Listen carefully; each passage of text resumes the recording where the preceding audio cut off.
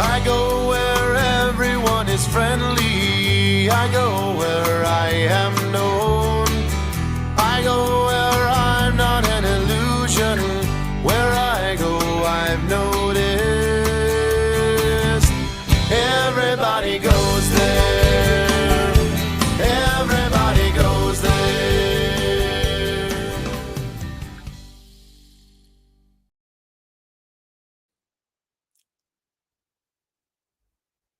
Hello, everyone. Thank you for tuning in. My name is Carla Berlin. And before we get started, I want to just make sure that we are live on Facebook. I think, yes, we are.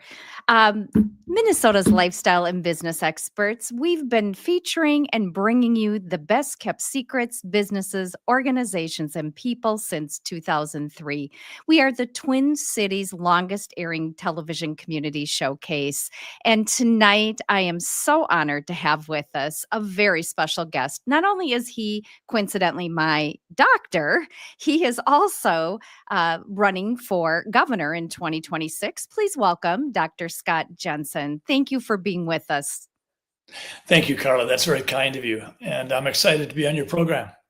Oh, it's great to have you with us. And of course, I know who you are and people who voted for you and were aware that you ran in a couple of years ago.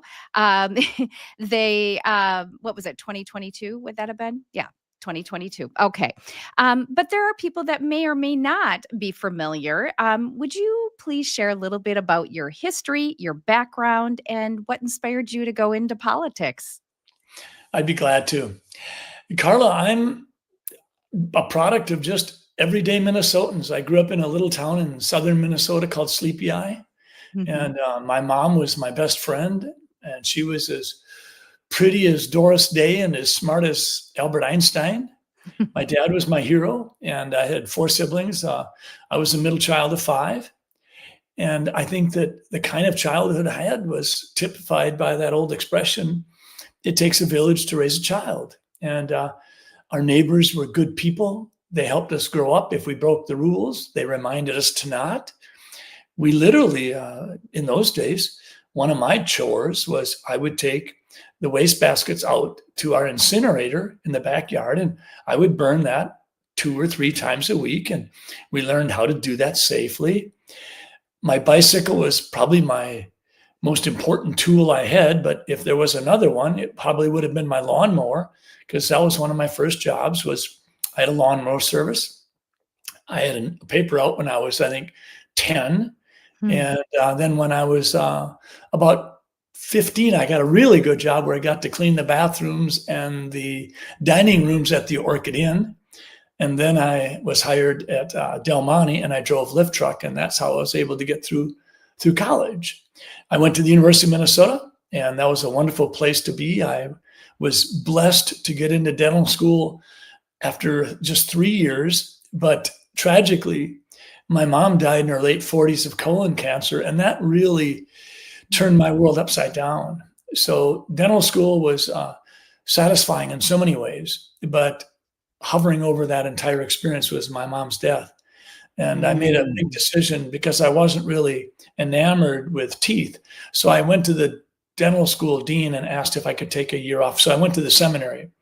And during that year, I made two big decisions. I was dating a wonderful girl, gorgeous as all get out, smart as whip, and from Wisconsin, but she still spoke English. So that was terrific. And so I asked her to marry me. And she said yes. And we've been married 47 years. And then I also made a decision to go to medical school. So I was able to get into medical school, and I never looked back. If there was a movie that might typify my adulthood, I would say it might have been Jimmy Stewart's movie, his Christmas movie, It's a Wonderful Life. Oh, I've been wow. blessed by good people. I haven't had the experience that Jimmy Stewart had when he met Clarence the angel, but I think I have been given some insight into the notion that we're supposed to leave the world better than we found it. Mhm. And life isn't always going to be a bed of roses, but if we can just hold on to relationships, we'll Mhm. make our way through it. And so that's really where my life is. Medical school was fun. My residency was terrific.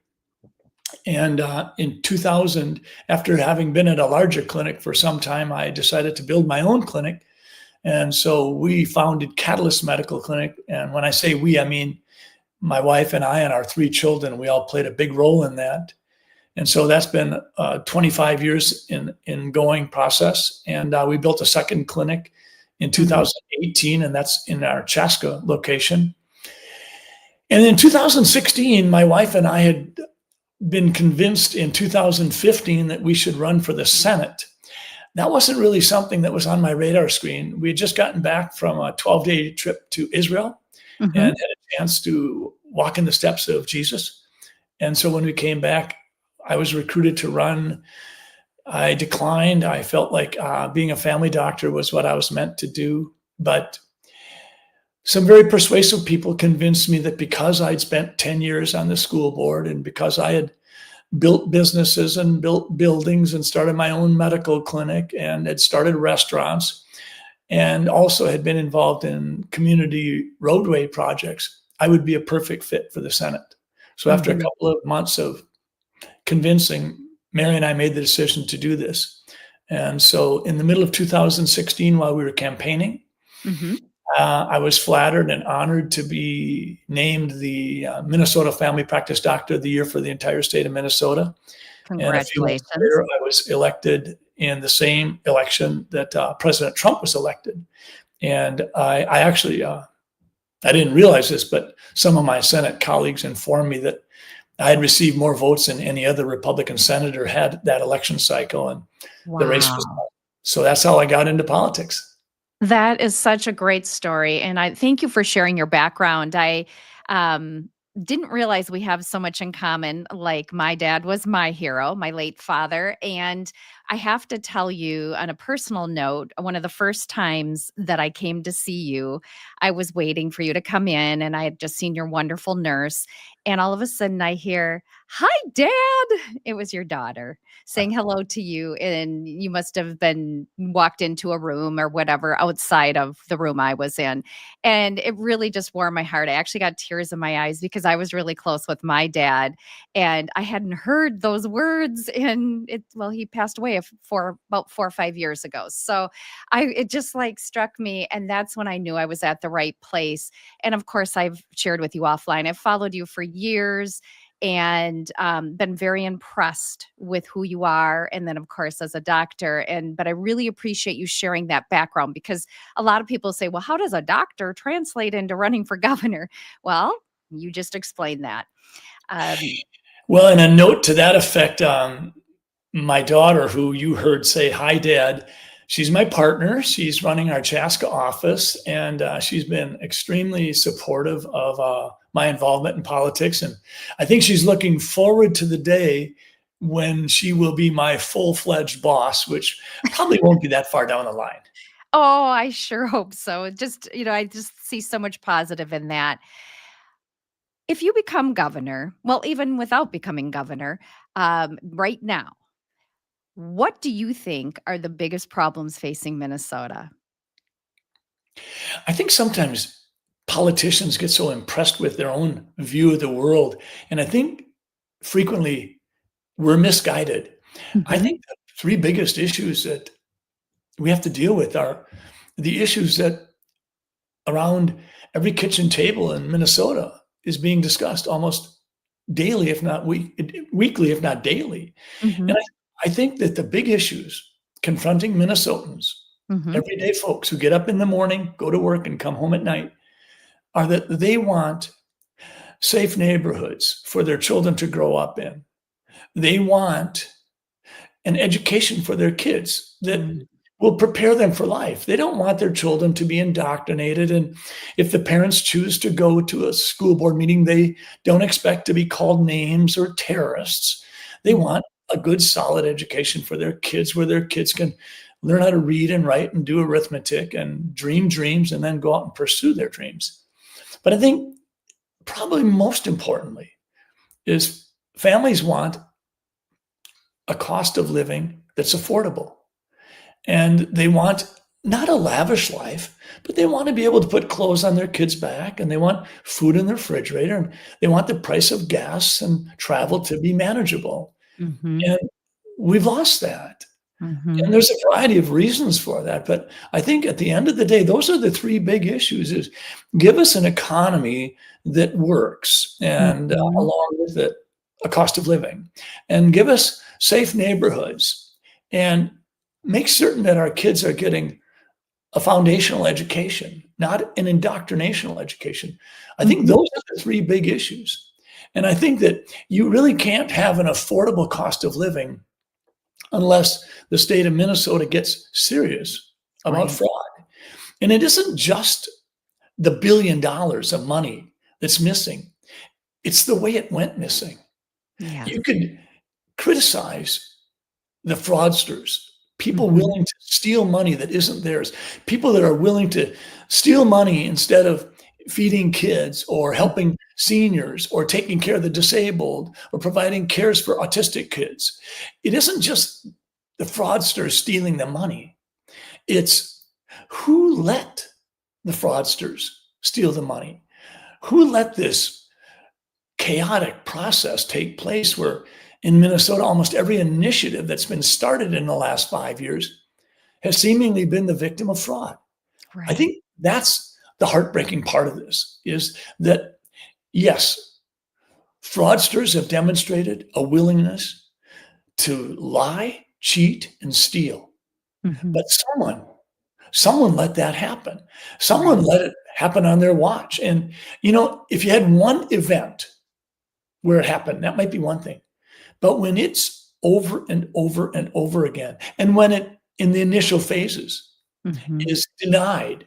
I Mhm. remember when the Tim Walz, in an unprecedented fashion, was chastised by a judge who felt a need to issue a press release saying that no, that judge had never forced Tim Walz and his administration to fork over money to fraudsters because Tim Walz had decided that the judge would be the place to blame it.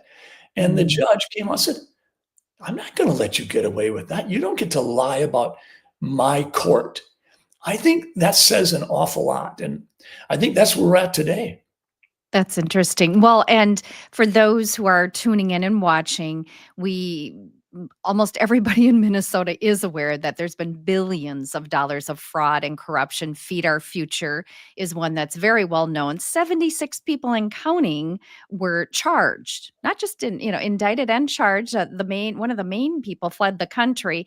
And Tom Hauser, there was a clip of him, a colleague and friend of mine, interviewing Governor Walz, where Walz actually said, this was his quote, we have an organized crime ring going on that has been going on for years. That's concerning to me that we're aware that it's been going on for years. And my question is, how can we stop it? And are we going to? And absolutely we need to. That's evident. Carla, I've been on different bank boards during my career. I spent a quarter of a century being on bank boards, and for at least a decade, I was chairman of the audit committee for a bank that's in excess of $1 billion. Oh wow. And I'll tell you how you dig into fraud and how you pursue accountability.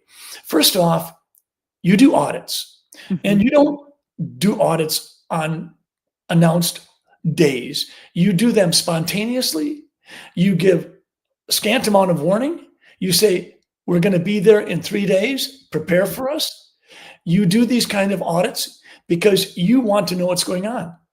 The other thing you do in a bank is you don't loan money to folks without going to examine their place of business. In other words, Mhm. when we had a building in the Twin Cities that was presumably feeding children, providing 5,000 meals a day, Right. someone should have been able to swing by and Mhm. see that there were weeds growing up in the cracks of the sidewalk, that the parking lot wasn't being plowed, that the building was in disrepair, and that there was no way in God's green earth that 5,000 meals were being distributed from that center on a daily basis. That never happened. Another way that you deal with fraud is Mhm. in the state government situation, create an inspector general that does not answer to the governor nor the legislative branch.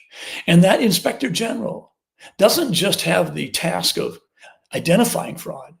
That inspector general has a task of making certain that it's fixed, that rules and regulations that are put in place are being followed, because that hasn't happened. Mhm. The office of the legislative auditor in Minnesota has been a source of excellent information. They've identified problems when they've been asked to, but they don't have the latitude. They haven't been empowered as much as they could be.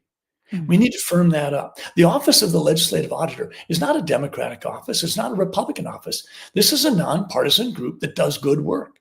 We need to enable them to do even more good work. And we Mhm. need to provide them with the opportunity to stretch their legs a little bit so that they don't just go where the governor or the legislature asks them to go.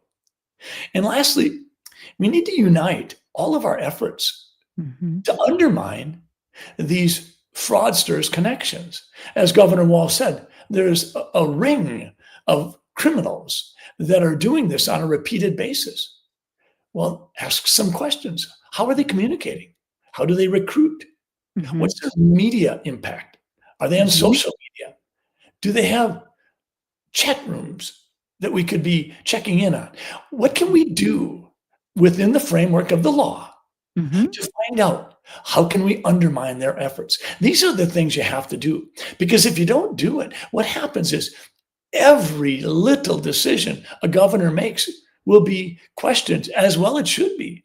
And I think Mhm. that's the situation that our current governor finds himself in. He rants and raves and waves his jazz hands all around, saying, "What are you doing?" Well, you created this situation. Mhm. You let it fester and grow. And Mhm. now the buck stops at your desk. Oh, yes. No, thank you for sharing that. What do you think sets you apart from any other candidates on both sides of the political fence that so far are running? Both some attractive qualities as well as perhaps some unattractive qualities. I've never thought that people should vote straight party ticket. I've Mhm. always thought that people should examine and vote for the candidate. I am an unapologetic skeptic. In medicine, you're trained to be skeptical. If your Mhm. patient isn't getting well quickly, you better be asking yourself whether or not you might be going down the wrong path. Do you have the wrong diagnosis? Do you have the wrong plan in place? Carla, I am the candidate that says the quiet thing out loud. When I was in the Senate, it was not unusual for the media to regard me as somewhat of a maverick, willing to cross party lines. When I was in the Senate, it was frequent that the Democrats would come to me and ask me if I would review a bill and consider being a minor author on a bill or even the chief author. When Wow. in 2019 and 2020, major policy bills had to be passed, ensuring an insulin access for people who might not be able to afford insulin, I was the one who was asked to carry the bill.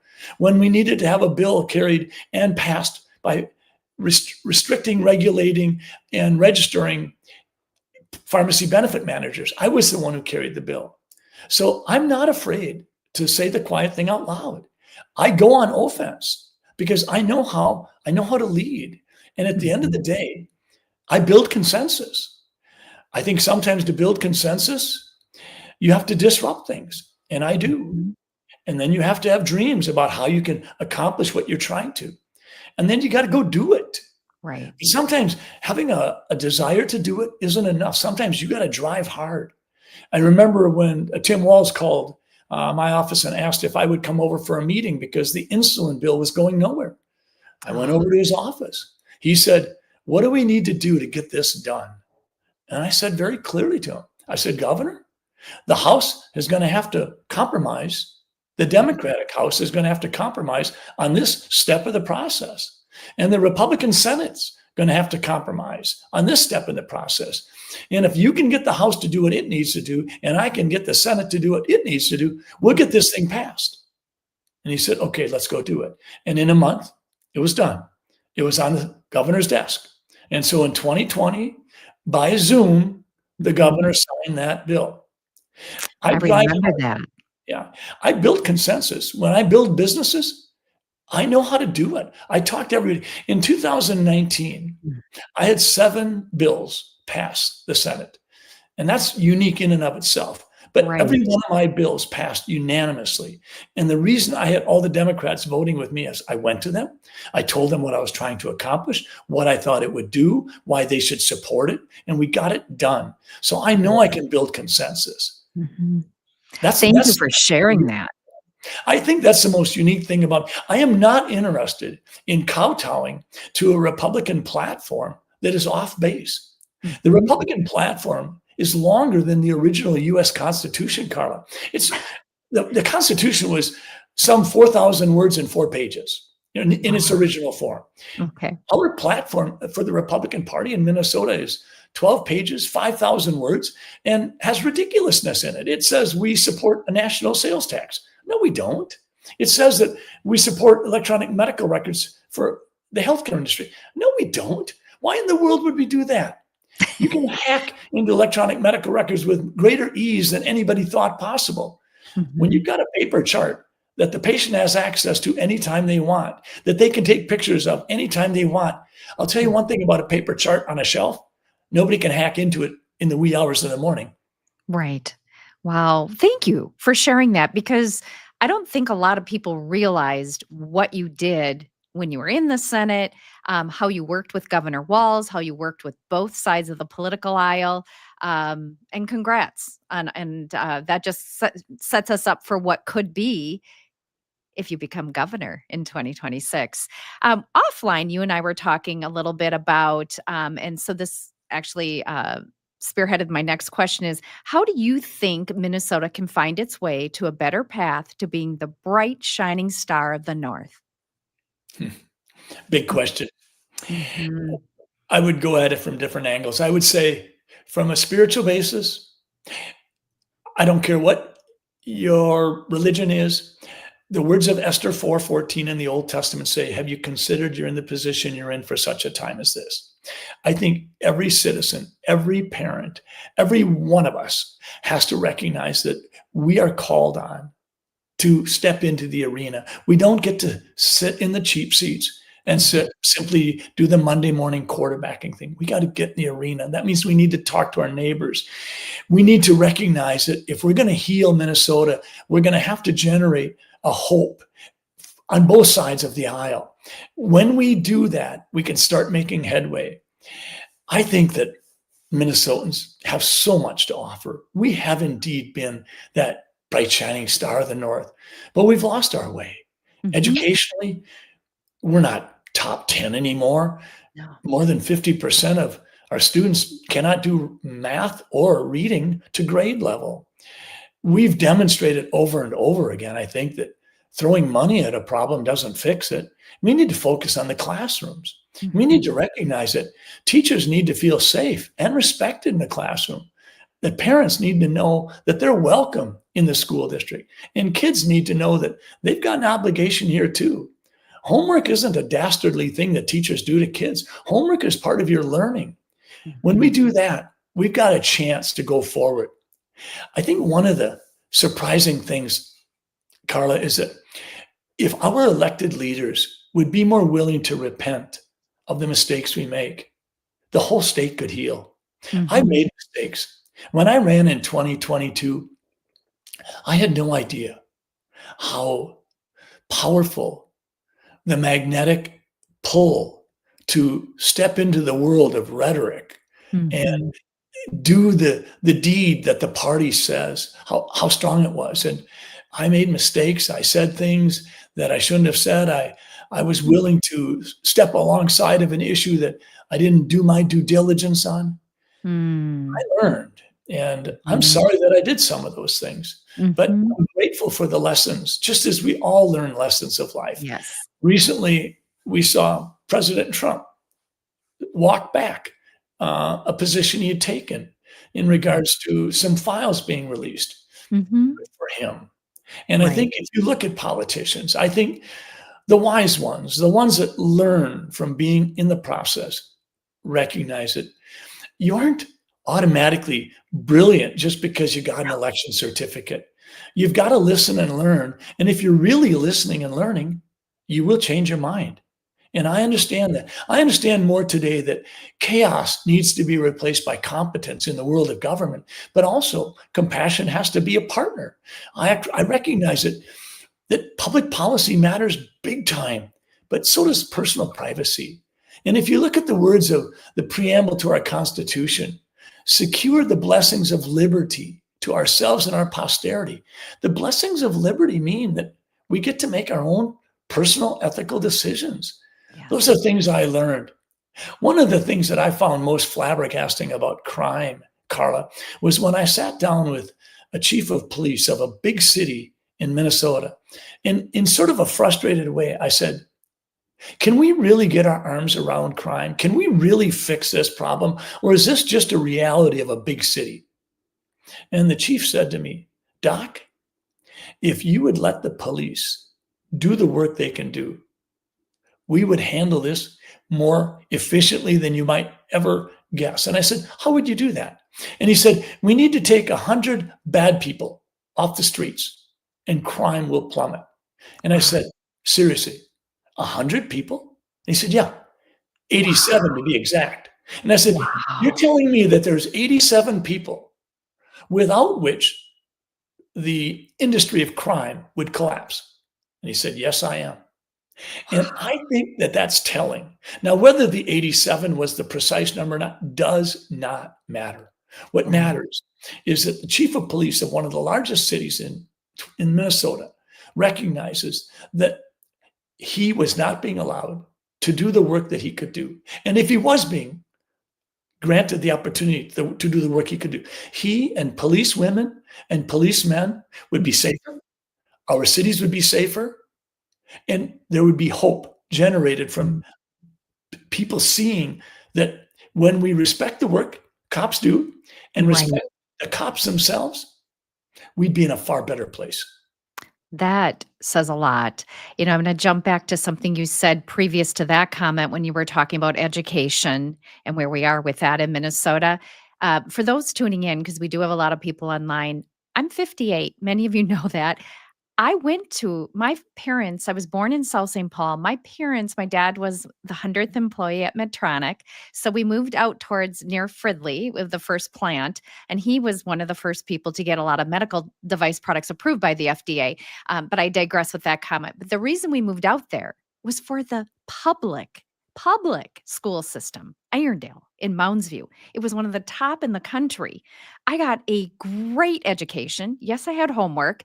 I tested out of math and foreign language when I went to college because of my high school, from elementary on. It was such a great, so it is possible. Minnesota used to be set the standards. When people would move here from the South, they were usually 2, 3 years behind the students in the public schools. So it can be done. We can do it. Carla, we were top 5 for a long time. And I think most everyone can think of a teacher that really changed their life. I think of my Latin teacher in 7th grade. I think of my calculus teacher in 11th grade. I think that we need to remember that. I think Republicans at times are foolish when they ridicule education because they're upset with the teachers union. If you're upset with the teachers union, fine, say what you've got to say. There's a physicians union in Minnesota as well. And I'm not enamored with everything they say either, but I still immensely respect the opportunity and the work that physicians get to do. We need to recognize that teachers are well educated and they go into their profession to make a difference. And it should be a dismal statistic for any of us to learn that within 5 years of going into teaching, some 25% of teachers leave their profession. We need to work together. Wow. We have been far too short-sighted. And I think we need to heal Minnesota. And we do that by respecting the work police do, by respecting the classroom scenario and recognize that we need to put the dollars in the classroom more than we need to put the dollars into more and more administrative support. Oh, that's fantastic. Offline as well, one of the things you said, Dr. Jensen, was that you believe there needs to be a revival of what it is to be an independent-minded Republican. Expound on that, what you mean by that. My wife and I got married in 1978. Our first date was in 1975. If I could just digress a moment, our Yeah. first date was in 1975. So 2 years later, when I asked her to marry me, I thought, well, let's keep the date simple. So our first date was February 22nd. That's 22 of the second month, 222. So I asked her to marry me on 222 of 1977. And I wanted to get married on 222 of 1978, but she refused to have a snow or winter wedding in Minnesota or Wisconsin. So she did not let me have that date. But getting back to things where we're at, I think that where we're at today is a place none of us could have imagined we would be at. And yet Mhm. here we are. And what I would want to do is, I would want, as a state, I would want us all to step back and recognize that we have a heritage and we have a future. Mhm. And when we look at what's going to be the pivot point, what's going to change things, rather than look at Scott Jensen or any governor candidate, I think we need to pivot and go straight to the younger generation. I know I'm digressing a little bit here, but I really think that the Gen Zs, as a generational cohort, have inspired a hope, and literally, we've been astonished. Yeah. We're seeing Gen Z say, we don't see the world the way you do. Right. We see it this way, and we want to help. It's almost as if the Gen Zs have captured that magic quote that John Kennedy made so famous when he said, ask not what your country can do for you, but what you can do for your country. We saw Charlie Kirk horrifically assassinated, and it wasn't the end of his mission. It seems like it was only the beginning. Right. Gen Zs are stepping up saying, we're going to say the different thing. We're going to do things differently. That's where I think we need to go. So sometimes people ask me a question, and I might seem to go toward the Gen Zs aggressively. And it's because they're the ones who are giving us hope. Right. And that's what I think we need to do. So please, Carla, feel free to ask me your question again, because I didn't mean to Oh, deflect. no.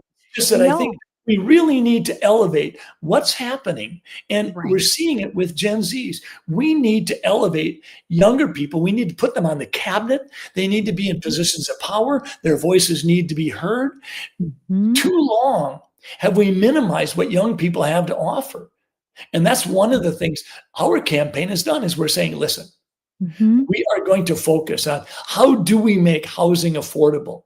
When Mhm. you look at the fact that in 1954, the year I was born, greater than 50% of 30-year-olds were married and owned a home. And today it's less than 10%. Something has changed. We need to make housing affordable. Healthcare. We didn't Yes. have people not going in to see the doctor because they were so afraid of the cost that they would wait until their appendix ruptured. We can do way better than what we've done in healthcare. We can make some basic package affordable to all, so nobody needs to die on the street because they couldn't get healthcare. We need Right. to recognize that we can lower the interest rates. We can lower the cost of living. We can lower the cost of gas, but we can't do it if we're going to lose $1 billion in fraud. The Right. problems that we have are not unsolvable. It's just that we need to work together to make them solvable. And I think the Gen Zs are going to be the generation that flabbergasts us all, and they're going to step up and they're going to give us solutions, not simply wringing of the hands and gnashing of the teeth. I love that. Driving the solutions and helping us to be more independent minded. Um, and that's fantastic. You already touched on this a little bit, but I wanted to see if there's anything else you would want to add to this. You talked about what your team learned from when you ran for governor previously. Is there anything else that you learned from that experience that may or may and you do different or just learned from before? People like to be relevant. There's no question about that. And Mhm. I think both parties are guilty at times of wanting to be kingmakers. I think people like that. And everybody likes to be in the know. But I think what's happened is, particularly in the Republican Party, I think we've forgotten how to build a big tent. I think we've forgotten how to be welcoming, how to say to folks, we want you at our side, that if we can agree on 80% of the issues, we're not 20% enemies, we're allies. Right. And I think that's where we have to go. So we need to be embracing people. And the way you do that is say, what should government do? And if you can build consensus on that. So I would say that the preamble to the Constitution lays it out. It says to form a more perfect union, establish justice, ensure domestic tranquility, provide for the common defense, promote the general welfare, and secure the blessings of liberty. If we can build common ground there and talk to the people between the 30-yard lines, there's an awful lot of independents and moderate Democrats. Like I said before, in 1975, when I started dating my wife, what got us into politics was the fact that the Republican Party was known as the Independent Republican Party for 20 years, up until 1995. The moniker was changed from Independent Republicans to Republicans. But what we can't forget is we have always rewarded independent thinking. We've always said to be skeptical was a good thing until we stopped doing that. Then we were as guilty of virtue signaling in our own way as any other political party. The Republican Party has not stood strong enough for third parties, because Republican Party should welcome the third party, because there's no reason to be afraid. We are the party of Lincoln and emancipation, of Teddy Roosevelt and equal enforcement of the law, of Ronald Reagan, honor faith, family, freedom, honor life, lower taxes, less government, celebrate exceptionalism wherever you see it, but always hold sacrosanct individual liberties.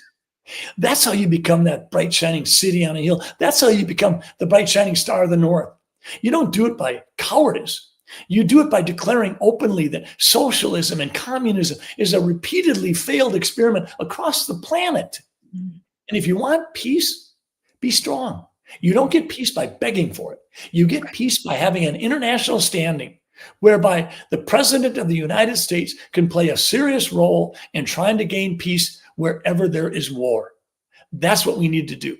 And I think that I'm proud to be a Republican if I'm allowed to be independent and skeptical and knowing why I'm a Republican. But if all we are is a party that calls different factions within the party names, if all we are is virtue signalers, if we say we're this, but we're this, then we're just as hypocritical as anyone else. This is our time. In 2022, it was supposed to be a red wave that turned into a blue ripple. This is our chance. Let's do it right. Let's not grasp defeat from the jaws of victory. Let's build the big tent. And if you're not interested in building a big tent, then for heaven's sakes, please quiet down, be silent, and let the rest of us who want to win elections go win elections. Oh, so well put. Another thing that you said offline that sort of plays to this as well is that Republicans don't often put forward an everyday, everyone campaign, but instead is too heavily influenced by elites and establishment. Let's discuss that. I think President Trump gave us a real epiphany. People that weren't supposed to vote for him or support him did. He brought labor. He brought minority communities. He convinced people that if we restore a strong southern border, if we can get a sizzling economy so everybody has jobs, if we can make it so that everybody can put food in their belly, clothing on their back, and a roof over their head, we can be amazing. And if we're amazing, generally what that means is we spread freedom across the planet. That's what Trump showed us. That's what we have to do.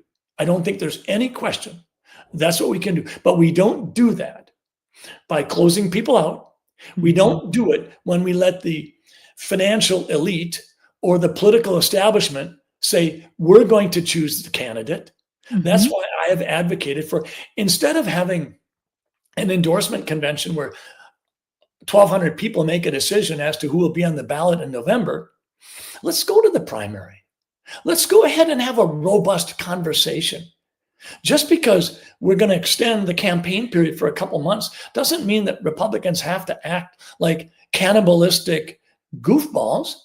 We can all, with our own unique voice, talk about why Tim Walz should be awarded an early retirement plan and why the Democrats in 2023 squandered $18 billion and created $10 billion of new taxes and have increased our budget by more than 50%. We need to tell people why. We don't need to attack one another. And the day after the primary, instead of 1,000 people making the decision, we have 500,000 people making the decision. We can say, time now, all for one and one for all. Let's go. We've got 90 days. Let's go win the election. That's what we can do. We don't have to be afraid of that. The endorsing convention, the Republican state convention, has value far beyond just deciding what name they're going to endorse for governor. This is a time where candidates learn what the activists feel are the important issues. This is a time where the activists help the candidates get better at conveying a message. This is a time where candidates get to recruit volunteers and recruit fundraisers. This is a time where you get a bubbling up of energy collectively and people say, here we go. That's what happened in 2024 when President Trump wrote his own platform. And his platform was far more of a platform that said, let's build a bigger tent. His platform was 20 statements of principle that could be put on one page. And when people came to that convention, they knew what the outcome was going to be. It was going to be Donald Trump is our nominee. That didn't stop the convention from being a powerhouse of energy going forward. Yeah. That's what we do. We don't have to be one of the few states that does both a primary and an endorsing convention and a BPOU process that a professor of political science gets confused by. That's what we've done to ourselves. Good point. Good point. Yes. Well, we have a ton of people online. And I have 2 questions. You may have questions for me and want to share more, but because we have so many people online, I thought this would be a good time to ask, why should someone vote for you? Because I am the only Republican candidate that's willing to say the hard thing out loud, to say the quiet thing out loud, that's willing to go on the offense, that's worked across the aisle successfully. And at the end of the day, I am a leader that disrupts, that dreams, that does, and drives forward. I have the discipline to do that. I don't think Tim Walz should be bullied or denigrated for the service he has provided. But I think perhaps people should look at the place in Minnesota that knows Tim Walz best, the Southern Belt, Congressional District 1. 6 times he ran for Congress there, and 6 times he won. When he ran for governor in 2018, he won the Southern Belt once again. But when I ran against Tim Walz in 2022, the people that knew Tim Walz best said, no, thank you. And I defeated him 52 to 45% in Congressional District 1. Wow. I turned Minnesota more red with our campaign team than it has been in 30 years. Wow. If you look at the state of Minnesota, red versus blue, you say, how in the devil did Jensen lose? Well, we didn't do well enough with women. We should have done better.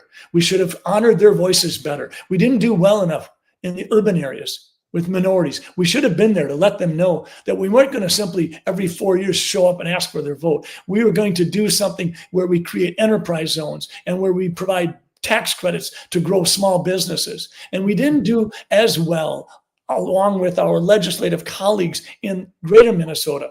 If I get 67% and the local legislators get 70%, I need to get the 70%. And lastly, we didn't spend enough time on the campuses telling students, you don't know how much you matter. You don't realize how quickly this will be falling in your lap. You need to be in the arena and we need you. So that's why I think people should support me. I think that you're not looking at a family doctor who's looking for a new career. Right. You're looking at a family doctor who's a business person, who has been chair of audit committees, and who knows how to stop fraud. and who will work tirelessly. And I will build consensus and I'll get the job done. I've done it in the Senate and I'll do it again. Thank you for sharing that. What else haven't I asked you, or maybe perhaps just a discussion that you wanted to get across to those who are watching tonight? Well, a lot of the questions, Carla, you've asked me, certainly I've been asked before. So Mhm. I understand that people might say, Jensen's pretty well versed and he knows how to put one word after the other. I get that. But let me just close by telling you, I make mistakes. I sometimes walk into a room and I don't read it well. Sometimes I walk in to see a patient and I make an assumption I shouldn't have made. One of the most painful experiences in my life was when my dad died. He asked me to take charge of my youngest brother's, Bruce, his health. Bruce had troubles. I was a physician. I was asked to help take care of Bruce. I fell short. When Bruce jumped off an 18-story building and killed himself, that was on my watch. Mhm. So I have never been able to live a day without knowing that regardless of my level of confidence, regardless of my bank of experiences, regardless of the gifts I've been given, Mhm. I've fallen short, and that keeps me humble. So Mhm. if folks think that I might lose my way, I've been in the Senate. It was a pretty disillusioning experience. There's not enough intellectual curiosity. There's not enough hard work to solve the problems. There's too much focus on the next election. I've failed as a physician with my brother. Mhm. So I don't worry about losing my perspective. I'll hold true to the words of Hebrews 4:14, and I'll hold fast to the beliefs I profess, because I know that down the road, there's something far better than anything we do on this earth. Absolutely. I agree with that. This has just been an incredible interview. We have had a lot of people online, a lot of people supporting the entire the love button and the like button's been hit. Um, is there anything else that through this process in the interview tonight in our conversation that you thought, oh, I really wanted to say this or get this across? Or did we think we covered it? I'll just say one thing to young people that are wondering what path they might have. Hmm. If I could give you one piece of unsolicited advice, I would tell you strongly, strongly think about finding a partner in life, having a family. I tell you, as we walk through this journey of life, Hmm. I don't think there's anything as cool as the love of family. Hmm. And I can attest to that because I am someone who did not get married and have children. I did not meet Mr. Right, and I worked my career day and night, and then I did get the chance to call my late parents my children and took care of them for 12 years, 8 years in the same home. But it is and not that well, I won't be having babies. We know that. But it is the one regret because that sense of family that was instilled in me growing up with two great parents who were just incredible role models and gave us just a great life, but worked very hard. And just like you, we had some things that were very hard and messy in our family as well. I think we all have stories, and that's what makes us human, if you will. And I think the reason I raise that and elevate that as a wish for people is because I think our society, without realizing it, we've steadily eroded the potential joy Mhm. and consideration of Yes, family. I think we need all of us to remind young people that families are cool. they are And cool. I sort of feel like in the tsunami of challenges that young people see, not being able to buy a home, not knowing what kind of a career path they're going to get, not necessarily having the job security they'd hoped for, not necessarily having the safe neighborhoods that they wanted, not feeling safe to leave their apartment at night. All of these things that have come down, I feel like my generation, the baby boomers who have been the recipients of so much, I Mhm. feel like we need to provide the younger generations a springboard for them to have the life that they want to have. And I think we haven't done a very good job of that in terms of being baby boomers. Ah, wow. That is profound. And this interview has been really enlightening, I'm sure, for many people. I learned a lot about your background and your expertise and what you've basically have done and can accomplish as governor in 2026, what we need done. And I knew your some of your history and background, and I voted for you before. I was grateful when you announced you were running, and was able to have you as a guest on my show. This has been just an incredibly enlightening, informational, jam packed, and we've been on 50 minutes, and we've had a strong following the entire time. So thank you to you, and thank you to all of the viewers. I really appreciate it. Next Monday evening, we're going to have the Senior Director of External Communications from Comcast, Jill Hornbacher, will be my special guest. And I know when a lot of people hear Comcast, they think, oh, if you've ever had to call customer service years ago, you probably have a few negative thoughts in your mind, but they've worked very hard. They've really changed a lot of things, and I'm excited for them to share what they've got coming and what they've been doing in Minnesota to help us set the bar pretty high and set expectations high for where the future is going with internet and so much more. And that will be Monday evening at 7 p.m. Central Time. Dr. Jensen, any other closing words? We've put position statements on our website at drscottjensen.com, DRSCOTTJENSEN.com. And the field in the Republican Party is large.